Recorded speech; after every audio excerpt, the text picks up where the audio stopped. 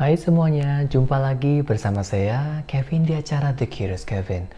Sudah lebih dari beberapa waktu ya, mungkin ada lebih dari 2 bulan di mana The Curious Kevin itu belum sempat mengudara gitu ya, baik itu melalui YouTube maupun juga melalui kanal podcast di Anchor atau di Spotify gitu ya, karena berbagai kesibukan dan berbagai aktivitas yang saat ini sedang Kevin jalani gitu ya. Nah, untuk podcast kali ini itu akan lebih simple gitu ya, lebih simple, lebih ke arah untuk berefleksi ya. Apalagi di episode yang cukup baru ya, yaitu episode 69. Kevin tidak akan bicara terlalu banyak untuk ini dan itu, tapi bagaimana mungkin akan ada ajakan untuk berefleksi, bagaimana dan apa yang sudah alami atau mungkin Kevin alami selama beberapa waktu ini gitu ya.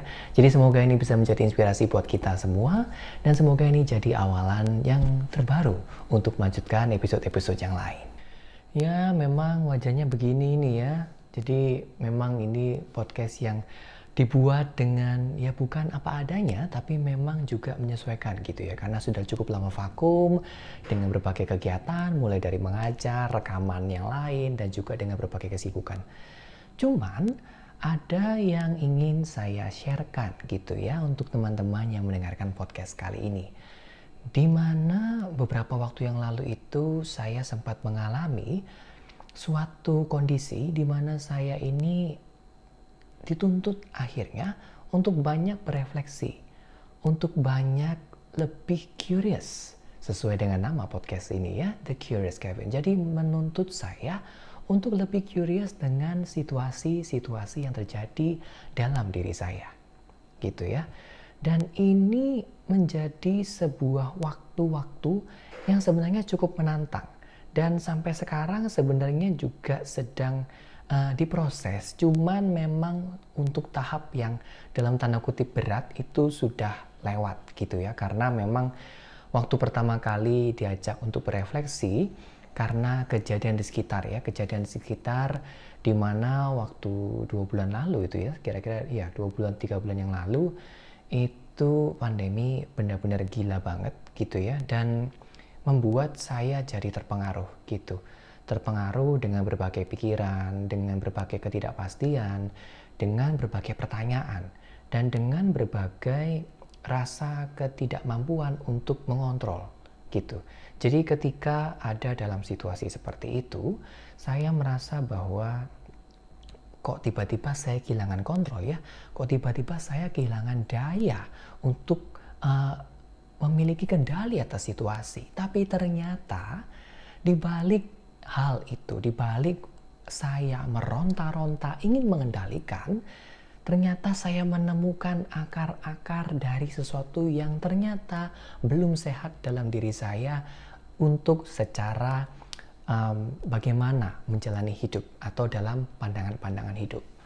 Karena selama ini memang saya pikir ya, sekali lagi saya pikir bahwa sudah cukup banyak pengalaman yang saya dengar, yang saya tahu, yang juga saya alami, dan saya rasa kadang pemikiran-pemikiran saya ini cukup untuk bisa membantu orang-orang lain gitu ya. Dan saya merasa bahwa saran-saran yang selama ini saya berikan itu sudah cukup untuk membuat hidup orang lain lebih bahagia dan sebagainya, dan kenyataannya memang demikian. Cuman saya ternyata tergelincir ya, tergelincir pada momen dimana saat-saat kemarin saya sampai pada titik bahwa ternyata saya bukanlah orang yang bisa mengatur dan mengendalikan semuanya, dan belum tentu pemikiran-pemikiran saya ini pasti yang paling tepat. Ini adalah pelajaran kerendahan hati yang menjadi refleksi untuk saya sendiri dalam menjalani masa-masa kemarin di mana saya harus berefleksi secara, kalau dibilang secara lebih keras gitu ya, dan secara lebih ekstrim mungkin bisa dibilang. Dan memang itu cukup menyakitkan, cara refleksi yang cukup orang kalau bisa bilang tuh bikin pening gitu ya. Tapi ternyata dari refleksi itu saya belajar banyak sekali untuk melihat perspektif-perspektif yang berbeda. Dan saya juga bersyukur karena saya dikenalkan oleh seorang teman yang ada di luar pulau. Dia ini mengenalkan saya pada satu buku yaitu Filosofi Teras, dan juga ada teman saya di Surabaya yang mengenalkan saya kepada buku yaitu Meditation dari Marcus Aurelius.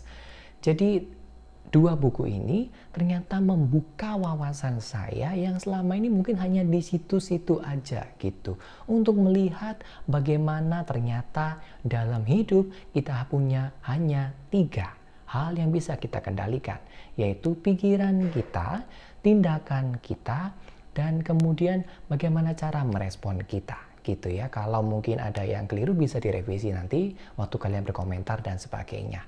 Tapi 3 hal ini, sorry itu dari 6 ya, 3 hal ini ternyata membuat saya menjadi sadar bahwa dalam hidup itu tidak semuanya bisa kita kendalikan.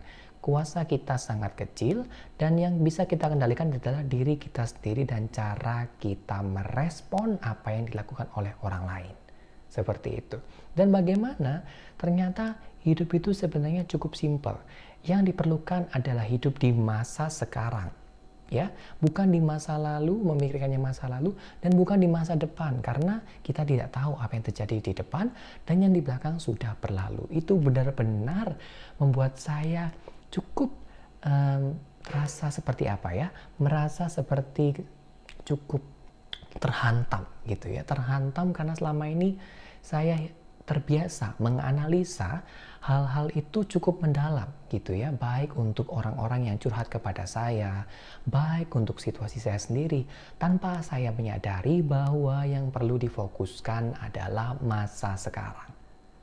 Dan masa lalu itu sudah berlalu, dia tidak lagi bersama dengan kita masa lalu itu.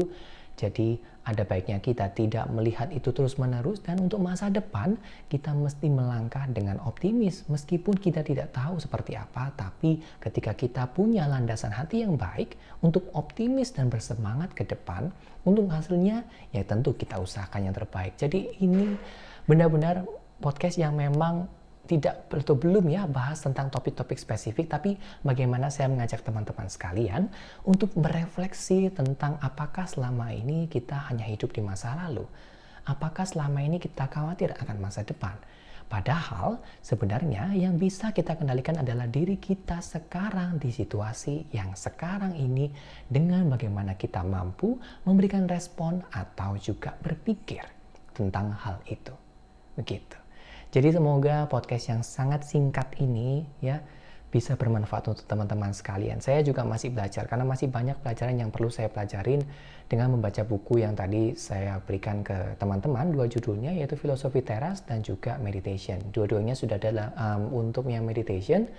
Bersyukur sekali karena minggu ini ya saya sudah dapatkan dalam bahasa Indonesia, dan ternyata penyuntingnya itu juga baru menyunting di tahun ini gitu. Jadi saya rasa itu bukan suatu kebetulan bahwa buku-buku ini bisa menjadi guidance ya, atau bantuan untuk kalian yang mungkin bingung bahasa Inggris, bisa baca buku itu, atau Filosofi Teras yang lebih enteng gitu ya. Kalau Meditation itu memang konsepnya atau tata bahasanya lebih berat gitu. Kalau Filosofi Teras lebih ringan dan lebih gaul gitu. Jadi terserah kamu membaca yang mana. Tapi yang ingin saya tekankan adalah teman-teman, kadang kita terlalu khawatir, kadang kita terlalu cemas karena kita dipermainkan oleh pikiran kita dan kita berusaha mengendalikan semuanya.